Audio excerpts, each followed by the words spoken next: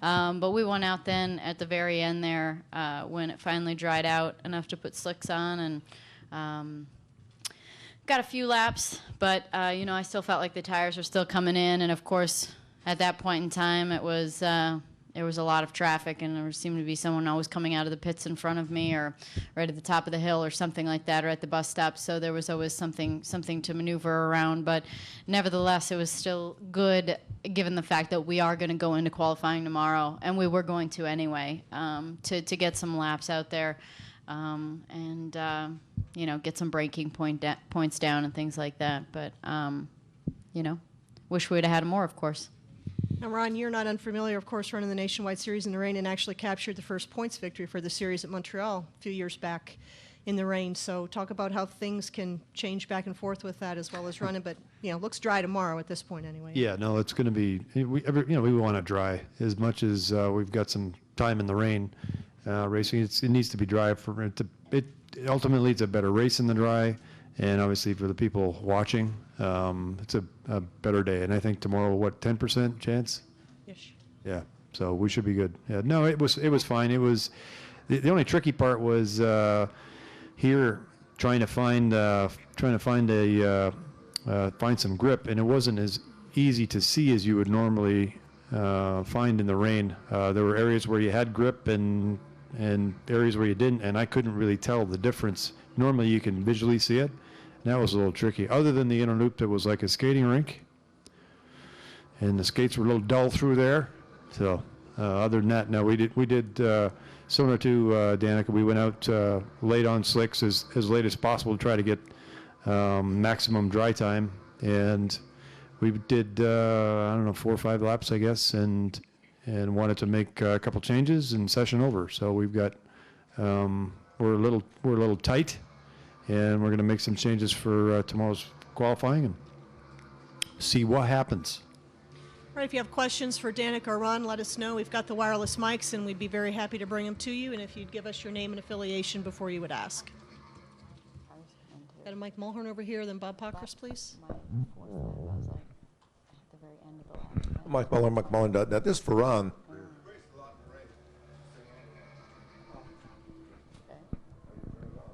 I can hear you. Just use your outdoor voice. You race a lot in the rain. Why do stock car drivers not like to race in the rain? I mean, I've seen you race with rooster tails and all that, and it's probably not fun, but that's what everybody else does. The hell it isn't. It's fun. It's stupid, but it's fun. No, I think it's just it's a different culture. It's more, if you look at the difference in Montreal in 2008, it was hot and sunny. The place was packed. It looked like it was going to rain. When we went back out for the pace laps in the rain, nobody left. They all had rain gear. Well, it's just a different, the culture here is you don't race in the rain, and it's more of a preparation thing. I think that I don't think the drivers would not do it or wouldn't like to do it. It can be a great separator for skill, but I think it's just it's part of the culture. It just doesn't work on an oval, and it's all about making sure that people in the stands are comfortable. Danica, you seem to have a rain line. There's a rain line, I guess, instead of a dry line. Well, it's usually offline. Usually online is where sort of all the oils and things like that get laid down the rubber, and it's more slippery there than it is offline. So I've had lots of time in the rain, probably not as much as Ron, but I lived in England and it rained a lot there. So sometimes online is fine, but again, like Ron said, you have to feel it out. You have to go out there and you have to assess what's grip, what has grip and what doesn't. And I did think the same thing. It was hard to see what was wet and what was puddled and what wasn't, and what looked like it was, more dry than others. So, but yeah, I mean, my experience in that one lap or so that I did at the beginning is just that, I remember, I've driven here in an Indy car in the rain probably, and, or definitely in the rain in an Indy car, and they have a lot of grip to start with, so you put rain tires on, and those wings still produce that downforce, so you still have grip, where these cars, they don't have that much grip, and then you go put them out in the rain, and they just have less grip. So it's, there's nothing to hold you onto the track anymore, so it's a handful out there. Go ahead, Bob. Bob Parker, Sporting News. For Danica, over here to your right. Sorry, I wish that it was easier to see where y'all are coming from. This is the last time any of us will see you before Bristol, and starting with Bristol, you'll have like 4 Cup races in 6 weeks. So I'm curious if you feel ready for that stretch, and what are you looking for out of that stretch? Dear, I didn't really even know that statistic. So, I mean, I'm looking forward to getting time in the car. I feel like definitely running the Cup car is while it's a big stage for sure, I feel like it's a relatively low pressure situation. And it's about getting time and experience and, you know, ironing out the kinks. And when you go to these places for the first time, it's obviously, you know, the most difficult races of the year were chosen for me to run at. So with that in mind, just get out there, get the experience, and finish. What I am really looking forward to is the fact that every time I've run the Cup car on the nationwide weekends, it's I feel like it helps me in the nationwide car just get more comfortable pushing the car to more limits, and because you're just going quicker in the Cup car, so it's sort of everything feels a little bit slower in the nationwide car. So I am looking forward to that part of it, but it is a lot of sweating. It's a lot of sweating. A lot. Yeah. Water. Need some gels or goops or something. I don't know. For Danica, just how fortunate do you feel to have Ron on your team instead of somebody else's this weekend? No. Ron's been, I'm going to talk like you're not here. But it'll all be nice, I promise. Been nice to me from the start, and I feel like there's, you know, I have a lot of respect for him, and I feel like I get the same, and he's very generous with information when I ask him questions, and it's always nice to have somebody on the team with such a great amount of experience, and that is such a great driver, that, you know, when I feel something out there, I'm not always sure of it. Especially at this point in time, running road courses for the first time in these cars. So when I come back and say what the car is doing, and Ron says, that's exactly how mine feels, I'm like, thank God, I know what I'm feeling. I'm okay, all right, this is a good thing. So, and then other times, which is probably even more important for my experience and me learning, is that when he talks about the car, I can say, yeah, that's what I'm trying to say. That's how my car feels, but he's so much more articulate with it. So I feel like it's a really big benefit for me, and I like it when really experienced drivers get in the car and can feel what I'm out there trying to feel. Is that okay? Is that okay? Okay. Joe Jennings, motorsport.com. Ron, you've been racing in this series for a number of years. How has the level of competition changed or evolved or progressed over those years?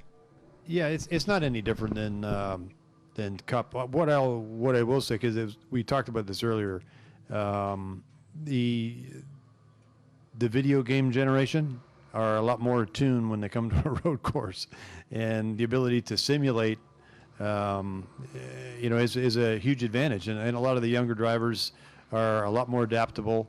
They get up to speed quicker. They may not have the experience, but they seem to get up to speed quicker, and it's never easy for us experienced guys. I was thinking about what you said, because I watched that part of the broadcast when you were talking about that, and I don't play video games. I, in fact, suck at them. So, me too. I feel like kids start so young these days too. My gosh, kids start at like 4 or 5 years old. I started at 10. I don't even know how old you were when you started. 15. Yeah. So time goes on. Kids have, are not that far off in experience as far as years go, but you can't drive a car till you're 16, so you spend a lot of it just getting that raw talent when you're young, I think. Well, and like Cole Witt is predominantly an oval track racer, but he's done some karting, and karting is a road course. So, that's Danica's the same. If she hadn't done the IndyCar thing, her career was road racing and primarily downforce cars, but same kind of thing. Karting, I think karting is a much bigger factor these days. Having spent a fair amount of time in Canada with young kids, I started karting at 15, whereas most of the kids that that I've been involved with for the last dozen years in Canada. By the time they're 15, they're ready for single-seater racing. And, that was, I started thinking about it at 12. It took me 3 years to save the money to get the cart at 15. Yeah. And I've driven at Mossport, the track that you own now. So. We'd like to have you come back. Okay. All right. I can do that. You probably. and a whole bunch of these guys in the garage. We should get a race up there. Other questions for Danica or Ron? Thank you. Yeah, hey. Got one here and then Pocky again, please. I like Canada. Yeah, hey there. Bob Hocker, Sporting News. Danica, even though it's your first time here, having run well on the road course in the Nationwide Series before, do you think that'll help you at all, or is this just a totally different animal? Every weekend is its own weekend, and things can change and be different, and you have different obstacles. The Elkhart weekend was a smooth weekend for us where we got quite a bit of track time. It was a little damp to start, but got lots of track time, qualified in the top 10, and then ran in the top 5 all day with really no hiccups. So, that was a smooth weekend, and they're not all like that. So, it's just, especially now with what we've faced here with getting 4 laps of practice basically in and now go straight into qualifying. I mean, I have been here in an IndyCar, but you're taking a slightly different line in these cars. You're taking definitely a different amount of curb with these cars, and you're definitely moving the braking points much further back. So it's still going to be quite different. I'm still going to be adapting tomorrow in qualifying. So I just think overall it gives us some confidence, of course, but again, it's its own weekend. Matt Kelly with the Corning Crier. So it's safe to say that both of you have a lot of expectations on you here at the track. Ron, because you're such an accomplished road racer, and Danica, because you're Danica Patrick. So how do you manage those expectations while you're here at the track, and do they match up with what people expect of you out on the track? Yes. That's a good question, yeah. I'm happy to be still doing this, so there you go. I don't, the last few years, all I've been doing is just the NASCAR road races, so I do feel a little bit rusty coming into these races, but the lack of track time that we had today, it's a little awkward, whereas, as Danica was saying, that we had a lot of track time at Road America to get comfortable and get up to speed, and it's not just being comfortable in the car, but getting a good feel for the car so that you can communicate to the crew what you need the car to do for you. And we didn't get a whole lot of that, but it's not anything to be too concerned about. I still feel at my advanced age that we're still competitive in these cars, and it's still a lot of fun. And as long as JR Motorsports will have me, we'll keep doing this. It's with a lot of the business stuff that I'm doing with the racetrack ownership and school out west Las Vegas. I really, really, really enjoy getting in the car. My BlackBerry doesn't work in my car. I guess the part of the question I remember is, what are my expectations? Are my expectations the same as what everyone else's is? And I suppose I could go into a whole idea of that, but at the end of the day, other people's expectations don't really matter.